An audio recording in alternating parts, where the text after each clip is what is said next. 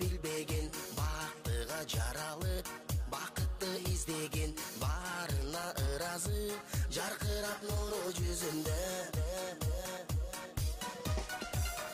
Бул күнү кабарын оюна Karasu rayonuna karıştığı Nomur 105. Tohtomsa Alimbekov adındагы Okul Tarbiye Kompleksi Mekemesi'nin 3. fil klasının okutucusu Rıspekov Arsel. Karandaş kaydan çıkan degen kitapты okup çıktım. Avtoru Papava. Men bu kitapты okup çıktım. Karandaş жөнүндө көптөгөн маалыматтарды aldım. Karandaş 1564 жылдан beri пайдаланып келе жатат. Грек тилинде жаз дегенди билдирет.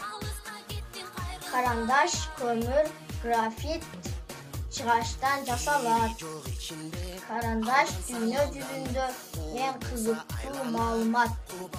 Жылына дүйнө жүзүндө 14 миллиард карандаш чыгат. Эң узундугу 20 метрге барабар. Балдар, бул китепти алып окугула. Карандаш жөнүндө көптөгөн маалыматтарды аласыңар. Бул китепти сөзсүз алып окугула.